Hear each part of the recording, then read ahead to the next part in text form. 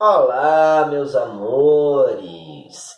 Hoje vamos falar primeiramente de teatro para depois falarmos de música. Vamos falar sobre um dos maiores teóricos, pensadores e autores de teatro de todo o século XX. Eu me refiro ao dramaturgo, teatrólogo, diretor e encenador alemão Bertolt Brecht.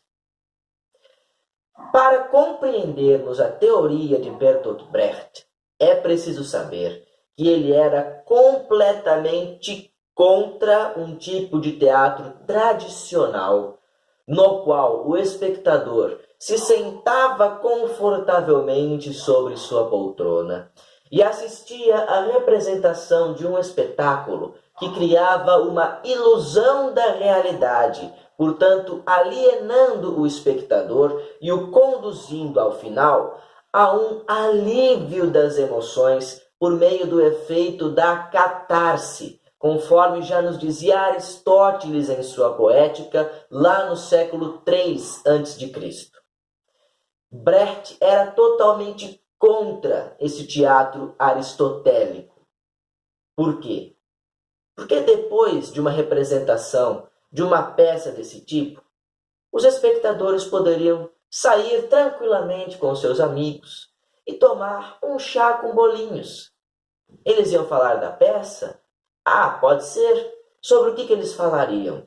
Sobre o enredo? Gostei ou não gostei? Sobre o vestido da primadona, que era bonito ou não? Sobre o penteado, que era bonito ou não? Sobre a atuação do fulano, que atua bem ou mal? Tudo isso não leva a lugar nenhum. Esse tipo de discussão é fútil. Brecht defendia um teatro didático, um teatro que ensinasse o trabalhador a ter consciência de classe e que o educasse a sair desta classe social por meio da revolução. Brecht dizia que, tudo bem, os espectadores podem sair da minha peça de teatro e tomar um chá com bolinhos, mas que seja para debater a sua condição social no mundo, que seja para discutir algo que tenha um fim revolucionário, um fim que se dedique a exterminar as classes sociais, a exterminar a desigualdade social. E para conseguir esse fim proposital de um teatro didático revolucionário, Brecht criou a sua teoria do teatro épico. O que ele quer dizer com épico? Não vamos confundir épico com lendário, com aquela coisa grandiosa das epopeias. Não. Épico, neste caso, significa simplesmente narrativo. Brecht defende um teatro narrativo. E por quê? Para que desta forma o espectador não se esqueça de que o que ele está assistindo no palco não é realidade.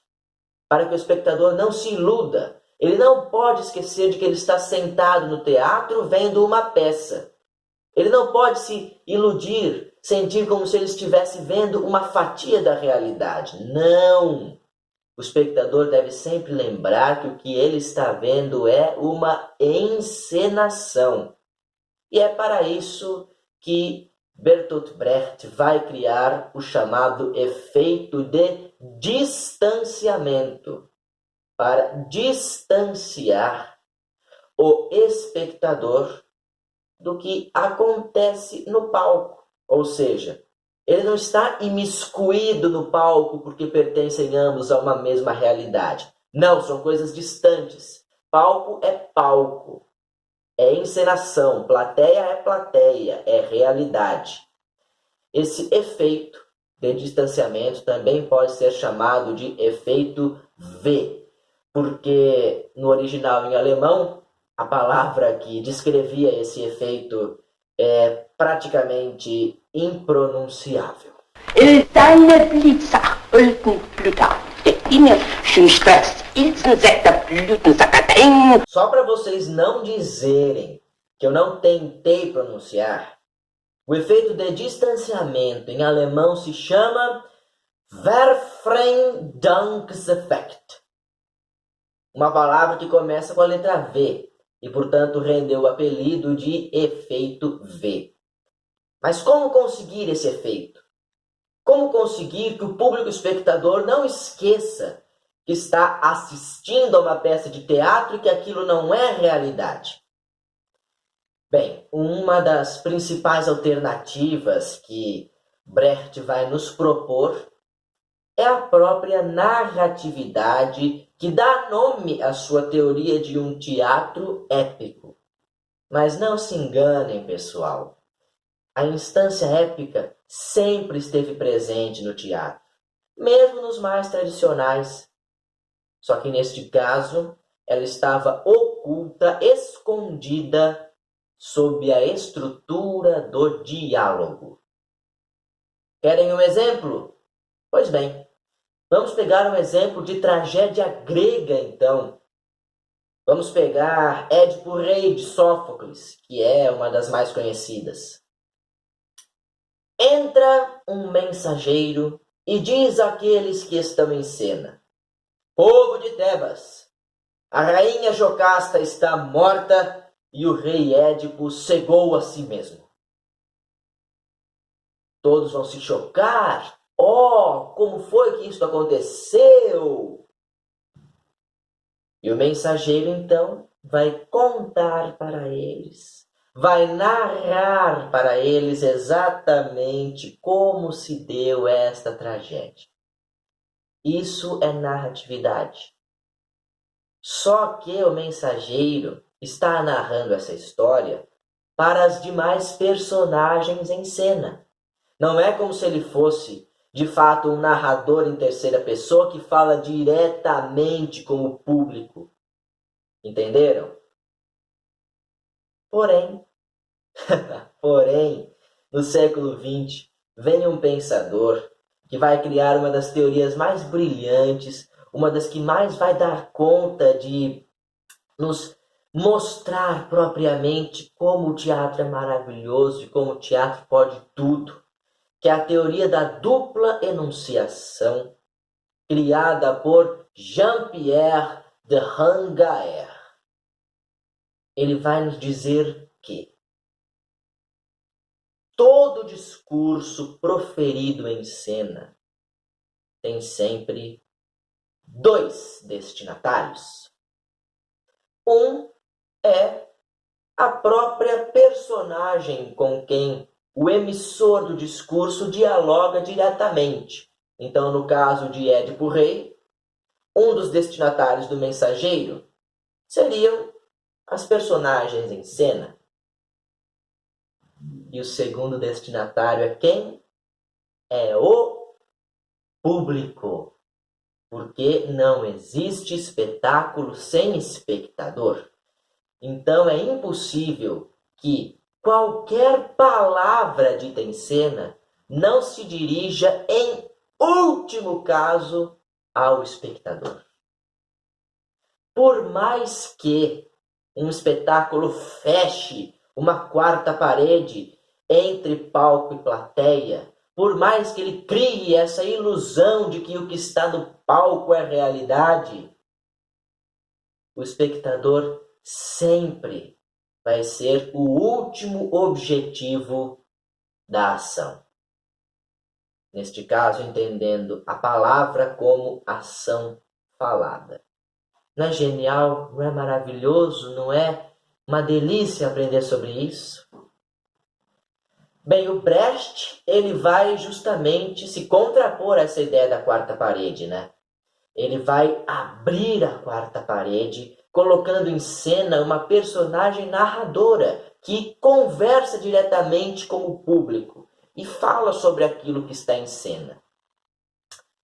Outro artifício criado pelo Brecht para desfazer esse efeito de realidade e criar o efeito V é uma desarticulação entre as cenas. Porque no teatro tradicional, uma cena é causa da outra, que é consequência da última e causa da próxima, que é consequência da última e causa da próxima, e assim por diante. No teatro brechtiano, não. Não necessariamente. Uma cena pode acontecer agora, e a próxima pode ser uma outra história com outras personagens. Ou então ela pode ter as mesmas personagens, mas pode acontecer dias depois, anos depois. E quem vai fazer a mediação entre uma cena e outra é sempre o narrador. Outros recursos para lembrar o espectador de que o que está no palco é uma representação da realidade, mas não é realidade, é a utilização de paródias, a utilização do grotesco em cena e também a utilização de recursos materiais, como cartazes, como projeções de filmes, de fotografias, ou então, e agora chegamos aonde eu queria, ou então, a música. All I want is loving you and music, music, music. Nossa música de hoje pertence a uma peça de Bertolt Brecht. Pertence a uma peça didática escrita no ano de 1928 e intitulada A Ópera dos Três Vinténs. Esta peça é inspirada numa ópera do século XVIII, escrita pelo inglês John Gay no ano de 1718, portanto mais de 200 anos antes da peça de Brecht, e intitulada The Beggar's Opera, ou em português, A Ópera dos Mendigos. Nesta ópera satírica, personagens da ralé, como batedores de carteira, mendigos, prostitutas e até mesmo criminosos, marginais como assassinos e estupradores, vão cometer as mais baixas atrocidades, porém com um diferencial. O linguajar destas personagens assemelha-se ao das pessoas de posses, a burguesia. E tem mais. Os modos de agir destas personagens são sempre muito refinados, muito elegantes. Eu vou cometer um assassinato aqui, mas é com todo o garbo, com todo o glamour, com toda a finesse. Uma ironia perfeita, da qual Brecht vai se apropriar para escrever a sua ópera dos Três Vinténs, de acordo com a sua teoria do teatro épico, que naquela época ainda estava em processo de elaboração. De modo que, diferentemente na ópera de John Gay, na qual uma ação era obrigatoriamente consequência da anterior e causa da próxima, em Brecht não. Brecht vai desconcatenar as cenas, contando em cada uma histórias diferentes, tendo sempre o narrador como instância mediadora. Uma das histórias que a ópera dos Três Vinténs vai nos contar é a história de Mackie Messer, um assassino que vai matar o seu inimigo por esfaqueamento. E é nesta cena que reside a nossa música de hoje. Die Mordtat von Mackie Messer, ou em português, o assassinato à faca cometido por Mackie Messer. Esta música tem letra composta por Bertolt Brecht, mas a melodia ficou a cargo do compositor alemão Kurt Weill, que na verdade compôs não somente esta música, mas todas que aparecem nesta peça. Na estreia da Ópera dos Três Vinténs, em 1928, Die Mordtat von Mackie Messer foi interpretada pelo cantor e ator alemão Kurt Scherron. Infelizmente não temos registros desta interpretação, mas em 1929 temos a primeira gravação de Die Moritat von Mackie Messer, interpretada por Harald Paulsen e sua orquestra. Eu vou deixar esta primeira gravação aí na legenda do vídeo para vocês conferirem e digo também que no mesmo ano de 1929, Die Moritat von Mackie Messer foi gravado pelo próprio Bertolt Brecht e também numa versão instrumental pela Haller Revue Jazz Orchester, uma orquestra alemã de jazz. Vou deixar estas duas versões também aí na legenda do vídeo, assim como um trechinho do filme de 1931. Pois é, a Ópera dos Três Vinténs acabou sendo levada para o cinema. E há uma cena em que Die Moritat von Mackie Messer é cantada. Bem, vou deixar também uma versão instrumental mais recente, mais moderninha, do ano de 1954, interpretada por Harry James. Ok? Ok. No ano de 1933, a Ópera dos Três Vinténs foi trazida para os Estados Unidos, para os palcos da Broadway, vejam vocês, com as canções em alemão traduzidas e versionadas pelos próprios compositores oficiais da Broadway. Porém, como vocês podem imaginar, uma peça brechtiana não faria muito sucesso num palco como o da Broadway, que é absurdamente tradicional. Por isso, a temporada broadwayana da Ópera dos Três Vinténs foi um tremendo fracasso. O que ninguém esperava é que mais de 20 anos depois, em 1954, um grupo de estudantes da Universidade de Brandeis, também nos Estados Unidos, decidisse montar a Ópera dos Três Vinténs no auditório de sua universidade. Para isso, eles contrataram o compositor estadunidense de ascendência alemã, Mark Blitzstein, para realizar o processo de versionamento das músicas originais em alemão para o idioma inglês. E foi isso que ele fez. Ele versionou as canções e, desta forma, os jovens estudantes da Universidade de Brandeis puderam montar a Ópera dos Três Vinténs com as canções em alemão, traduzidas e adaptadas para o idioma inglês. Mas o que ninguém esperava mais ainda é que essa montagem fosse fazer o sucesso que fez.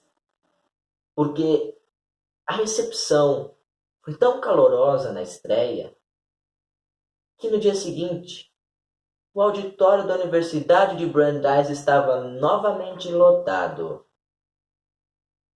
E no dia seguinte também. E no próximo também. Até que chegou num ponto em que a peça começou a fazer sucesso por toda a região. Pessoas de diferentes cidades vinham assistir à representação da Ópera dos Três Vinténs pelos estudantes da Universidade de Brandeis. Foi algo que ninguém esperava. Naquele mesmo ano de 1954, eles chegaram a realizar 94 apresentações, um número que ia muito além do programado. E mais do que isso, eles chegaram a renovar a peça para uma segunda temporada em 1955, na qual eles excursionariam, viajariam por todo o país. E adivinhem só, fizeram muito sucesso em todo o país, representando a Ópera dos Três Vinténs mais de 2.000 vezes naquele ano. Foi um sucesso arrebatador, absurdo, que ninguém esperava, porque se tratava de uma peça estudantil. E olhem, dentre as músicas da Ópera dos Três Vinténs, adaptadas por Mark Blitzstein, aquela que mais fez sucesso foi a adaptação de Die Moritat von Mackie Messer, e ganhou o título em inglês de Mac the Knife. Para traduzir e versionar esta composição, Mark Blitzstein retornou lá para a Ópera dos Mendigos do John Gay e descobriu que Mackie Messer, na ópera do Brecht, se chamava Macbeth, na ópera do John Gay. E, portanto, ele lhe devolveu este nome para a personagem. Mackie Messer passou novamente a se chamar Macbeth. Portanto, Mac, no título de Mac the Knife, é o nome da personagem, o apelido, melhor dizendo. Enquanto The Knife, que pode ser traduzido para o português ao pé da letra como a faca, na verdade acaba se transformando em o faca, porque se trata de um prenome para a personagem Mac. Portanto, Mac the Knife, Mac o faca. A versão de Mark Blitzstein mantém fidelidade ao original, ao significado original da música de Brecht. Um assassinato cometido pela personagem Mac através de esfaqueamento. A primeira gravação em inglês desta canção aconteceu naquele mesmo ano de 54, por Gerald Price. Vou deixar esta versão original aí na legenda do vídeo. Em 55, acontece a gravação que me trouxe até aqui. A gravação que me fez conhecer a canção Mac the Knife, na voz e no trompete da lenda Louis Armstrong. Eu conheço esta gravação por meio de um CD da coleção Meio Século de Música que minha família fez lá em Jaú antes de eu nascer e que eu trouxe para cá, vejam bem. Este é o volume 1 da coleção. E a primeira faixa é Mac the Knife, interpretada ao vivo por Louis Armstrong. De modo que eu vou deixar aí na legenda do vídeo, além da gravação do Armstrong, mais duas versões ao vivo. Uma no Ed Sullivan Show, um dos maiores programas de música de toda a televisão americana de todos os tempos. E a segunda, uma de 1965, que é esta que está contida no CD que eu mostrei para vocês. Mas a versão de maior sucesso de todos os tempos de Mac the Knife, em sua versão em inglês, é do ano de 1959, pelo jovem Bobby Darin. Vou deixar esta versão também aí na legenda do vídeo. E vou deixar também uma aparição ao vivo de Bobby Darin, também no Ed Sullivan Show. Eu espero que vocês tenham gostado do programa de hoje. Eu vou ficando por aqui. Semana que vem tem mais. Um abraço no coração de vocês. Beijos na alma e lembranças do Emílio.